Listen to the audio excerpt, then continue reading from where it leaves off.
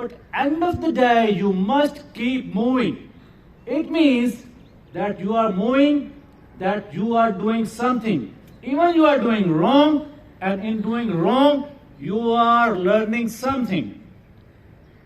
Once Sir Francis Bacon says that some books are to be tasted, others to be swallowed, but some books are to be chewed and digested. So dear students, you are here for the purpose of your studies, your grooming. Make your New Year resolution, make your ambition.